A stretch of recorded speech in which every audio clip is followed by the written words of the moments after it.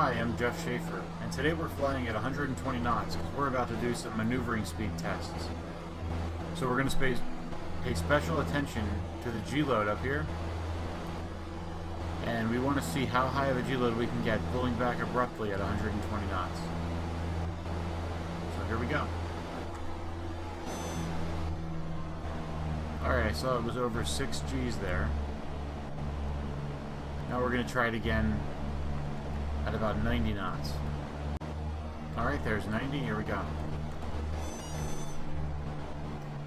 I think I saw 4. Like.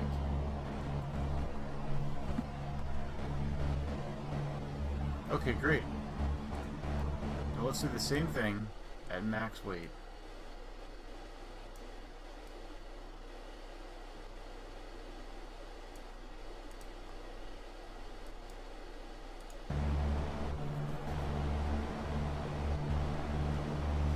First, we're going to do 120 knots.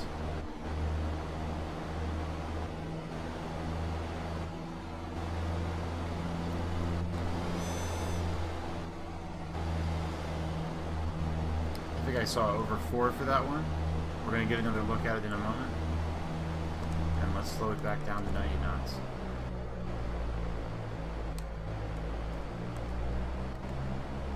Okay, there's 90. That was about 2.6. Let's take a look. So we're turning on the data we need, and if you haven't used this graph, it's very excellent. You can put all sorts of data in here.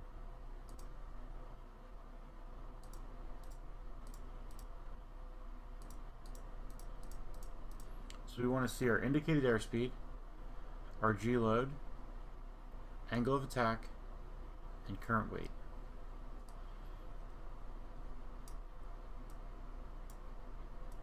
So just as a general summary, you can see what's going on here. This line here, where it goes vertical, that's us setting the weight to that higher weight. So here's the first 2 tests at a lower weight, and the second 2 tests at max gross weight. Now G-load, you can see, is this yellow one. Now there's 2 yellow ones. One of them is our weight we just talked about. G-load is the more squiggly one, and already you can see the highest G-load is in these first tests. Right, this one's higher than that one. This one's higher than that one. While we look at that, we also want to understand our speed and angle of attack. Now, angle of attack is this squiggly guy down here. That's the angle of the wing relative to the incoming air. And this is our airspeed up here. So, at any point with this vertical line, this vertical white line, wherever I put it, it'll tell you down here what those values are. So, for example, if you watch the current weight, see it's 2561, but if I go back here, 1754. Alright, let's take a look at what's going on. We're just changing the scale so we can get a better picture of it. So here we reach 118 knots. I pull back abruptly, increasing the angle of attack and the G-load, which goes all the way up to 6.8. Very, very high, and well in excess of the design load limit factor, which is 4.4. So in this case, we're flying faster than maneuvering speed. We've had undergone an abrupt maneuver, and we've exceeded the design load limit factor and damaged the structure likely. Could have even pulled the wing off. It's very unsafe to do this, and that's why we're doing it in a simulator. But this is what maneuvering speed is all about. You need to know what airspeed you can fly at so that you don't overstress the airplane. Now let's come down here to 90 knots. You can see here we reached a G-load of 4.06. So that doesn't actually exceed the 4.4, although it is very high. See the airspeed on the left there, it's 90 knots. G-load 4. The angle of attack is 12, and actually the angle of attack increases from that point on. So it might have even been able to go a little bit higher, but no, you can see the airspeed stays the same. So what's actually happened here is that the stall is occurring at this point, which is about 13, 14 degrees. Now, I don't know that that's a realistic critical angle of attack. I thought they were supposed to be higher than that, but at least for the simulator, at least for this plane in the simulator, that seems to be the critical angle, because the wing is unloading, and that's the point of maneuvering speed. The wing will unload itself and release all the lift forces, basically, or not all, but some of them. And it's enough, though, that the G load will decrease, even though you're pulling back even harder than you were before. So, again, over here, what's our angle of attack? Well, we didn't even reach 14 degrees. So I think we did hear the stall horn on this one. But we weren't even at that highest angle of attack. And still we were able to reach this very high G load.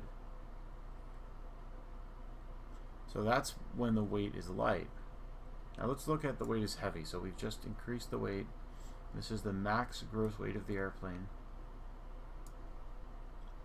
And we do this maneuver again at 120 knots. What happens? Well, the angle of attack is able to go to 14, but the G load only goes to 5.5 before decreasing. So that's much lower. Remember, it was 6.8 before. Now this is above maneuvering speed, even for that higher weight.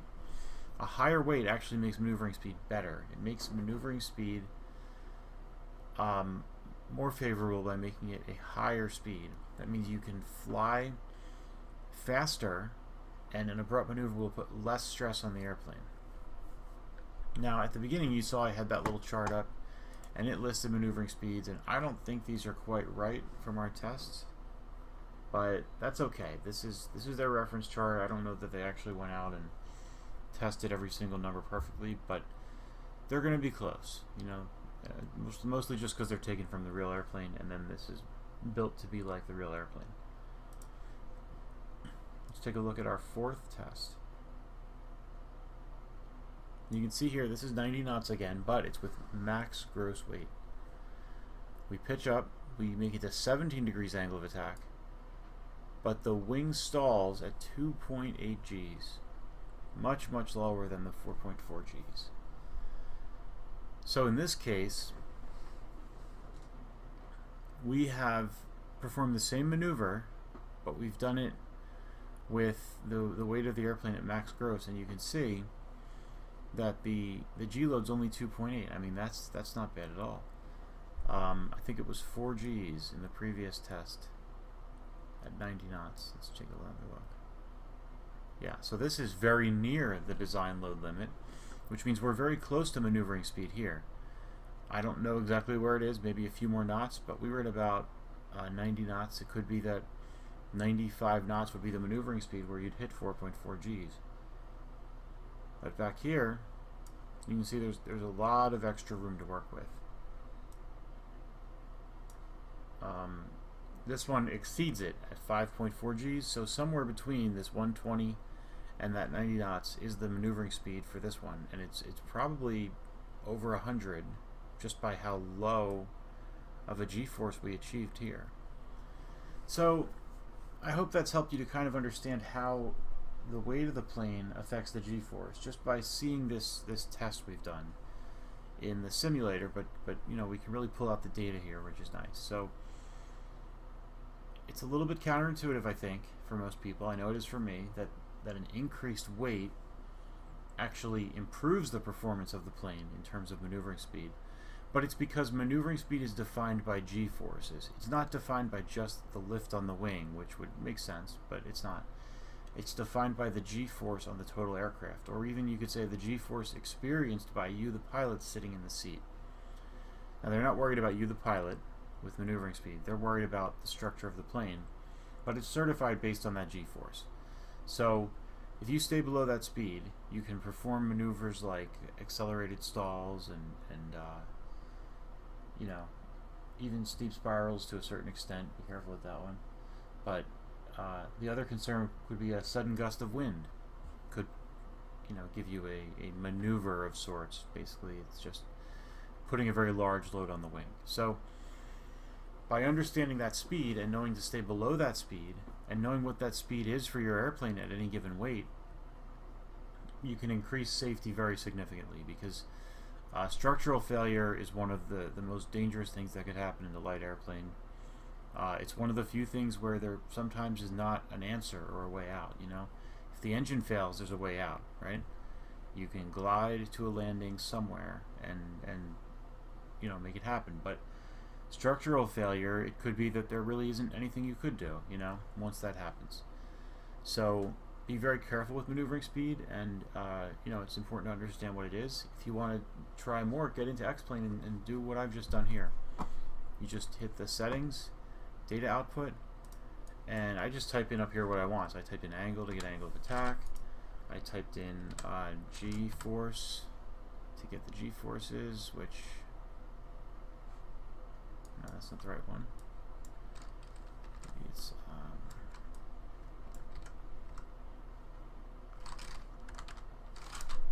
no, I can't remember which one it was. Here it is. It's G-load. See that one? Speeds, G-load, angle of attack, and I typed in weight to get the payload weight, which includes the current weight of the whole airplane. So check that out. And this plane I'm flying here is the Reality Expansion Pack Cessna 172. It's a very good plane. It's a lot more realistic than the built-in one. In